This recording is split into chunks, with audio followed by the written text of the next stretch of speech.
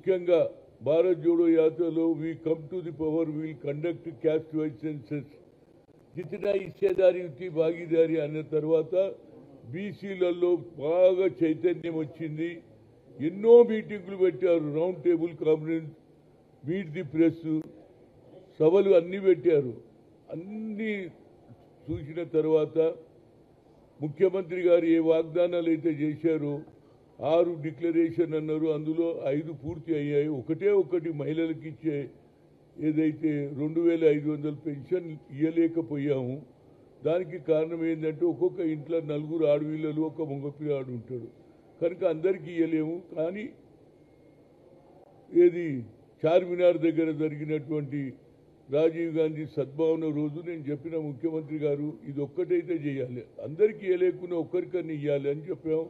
దానికి తప్పనిసరిగా ఈ జూబ్లీ ఎన్నికలలో ప్రజలు ఇచ్చిన తీర్పు ఇది కార్యకర్తల విజయం, బీసీ విజయం, అభివృద్ధి విజయం 3 కలిసి వచ్చినాయి. మాకు అభివృద్ధి లేదని వారు ప్రచారం చేయడం, ఎన్నికలు ఇచ్చిన వాగ్దానాలు కూడా పూర్తి చేయలేదని చెప్పారు.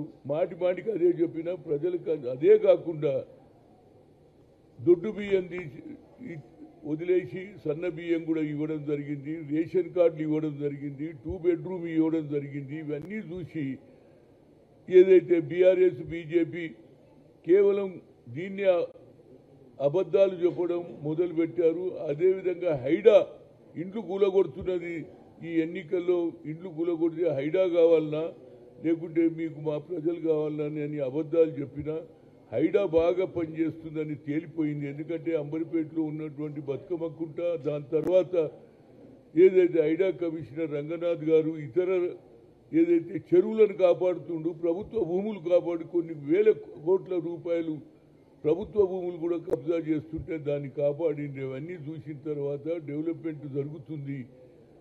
ఈ ప్రభుత్వం డెవలప్మెంట్ మీదనే డిపెండ్ ఉంది. దాంతోపాటు రాహుల్ గాంధీ గారి ఏది బీసీ నినాదం, ఎస్సీ ఎస్టీలకు న్యాయం జరగాలి అనే ఆలోచనతో ఇవాళ అందరూ మూకుముడిగా ఇంత మెజార్టీ మేము మొదలే అన్నాం 20,000 పైన వస్తుందన్నాం. అదేవిధంగా 24,658 ఓట్లతో గెలవడం. బీజేపీ డబుల్ ఇంజన్ అన్నారు, డబుల్ ఇంజన్ పోయింది, ఇప్పుడు సింగిల్ ఇంజనే అయింది. కనుక వాళ్ళకు కూడా బుద్ధి చెప్పాము. ఆఖరుకు నేను కేటీఆర్ను ఒకటే కోరుతున్న మాటికి ఏది క్యాండిడేట్ను రౌడీ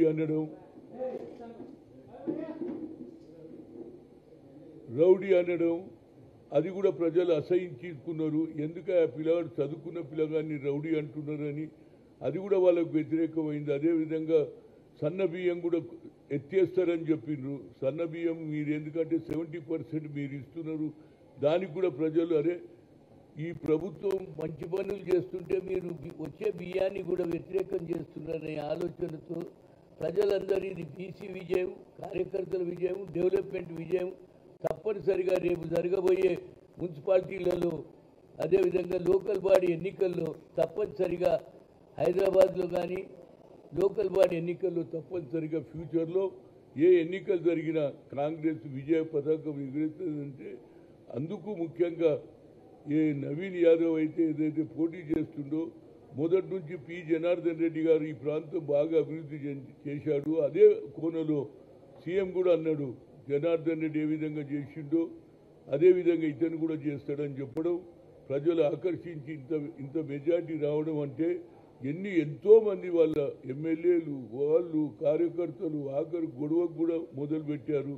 అయినా ప్రజలు లెక్క చేయకుండా ఇవాళ ఏదైతే జూబ్లీ హిల్స్ ఎలక్షన్ గెలిపించడం ఇది బీసీ విజయం, అదేవిధంగా కార్యకర్తల విజయం, అదేవిధంగా ప్రభుత్వం చేసే ప్రజలు డెవలప్మెంట్ కోరుతున్నారు. ఎందుకంటే ఏ ముఖ్యమంత్రి కూడా ఆలోచన చేయలేదు స్పోర్ట్స్ సిటీ చేయడానికి. స్పోర్ట్స్ సిటీ కూడా చేస్తున్నాడు, నంబర్ 1 సిటీ అవుతున్నది. మొదలు కూడా అదేవిధంగా బెంగళూరులో వస్తున్నటువంటి పెట్టుబడిదారులు ఇండస్ట్రీస్ అన్నీ మన తెలంగాణకు వస్తున్నాయి. ఈ తెలంగాణలో హైదరాబాద్ నంబర్ 1 సిటీ కావాలని ప్రజల తీర్పును వారికి హృదయపూర్వక ధన్యవాదాలు. ఇదే విధంగా రేపు జరగబోయే ఎన్నికల్లో అన్నిట్లో కూడా మేము మెజార్టీ తీసుకొస్తాం. ఎందుకంటే ఇది కార్యకర్తలందరూ కూడా రాత్రి పగలు పనిచేశారు, ఇంటింటికి తిరిగారు. దాంతోపాటు వీకర్ సెక్షన్స్ అంతా వన్ సైడ్ ఓటేసేది. ఇది బీసీ విజయం, డెవలప్మెంట్ విజయం అని మీ మీడియా ద్వారా చెప్తుంది. తప్పనిసరిగా జరిగే ఎన్నికల్లో ఒక 42% ఏదైతే రేవంత్ రెడ్డి గారు రాహుల్ గాంధీ సందేశాన్ని తీసుకున్నాడో దాన్ని ఇంప్లిమెంట్ చేసిన ఏకైక స్టేట్ ఏది ఉందంటే అది తెలంగాణ. దానికి కూడా అడ్డంకులు పెడుతున్నారు కోర్టు ద్వారా. తప్పనిసరిగా రాహుల్ గాంధీ గారు ఎట్టి పరిస్థితుల్లో 9th షెడ్యూల్లో పెట్టినప్పుడు అందరి దగ్గరికి పోతాం, చలో ఢిల్లీ. ఈ తర్వాత ఈ శీతాకాల సమావేశంలో అన్ని పార్టీల వారు పోదాం, అందరికి దండం పెడదాం, కాలు మొక్కుదాం. అయ్యా మాకు ఈ సమాజంలో ఇవాళ ఒక అవకాశం వచ్చింది, స్వాతంత్రం వచ్చి 76 ఏళ్ళు అయినా మాకు అన్యాయం జరుగుతుందనేది రాహుల్ గాంధీ గారు గుర్తించారు. కేవలం ఎస్సీ ఎస్టీలే కాదు, హైయెస్ట్ 90% ఉన్న జనంకు అన్యాయం 10% లాభపడుతుందని ఈనాడు ప్రజల్లో తెలిసి వచ్చింది. కార్యకర్తల ఉత్సాహం పెరిగింది. జరిగే ఏ ఎన్నికలలో కూడా తప్పనిసరిగా కాంగ్రెస్ ముందడుగేస్తుంది.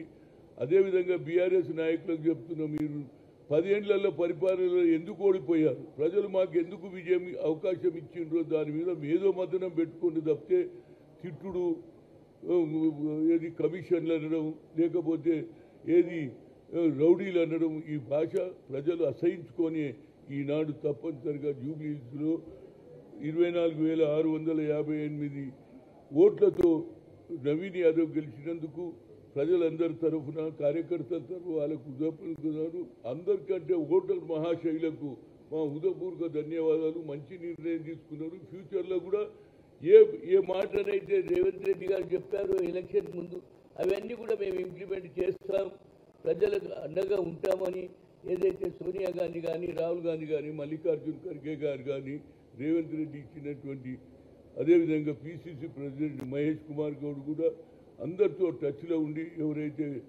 అక్కడ డివిజన్ వైజ్గా ఎవరైతే కార్యకర్తలు పెట్టి వాళ్ళు కూడా రాత్రి మగలు కష్టపడి చేసి గెలిపించిన వాళ్లకు, అదేవిధంగా ఓటర్ మహాశైలకు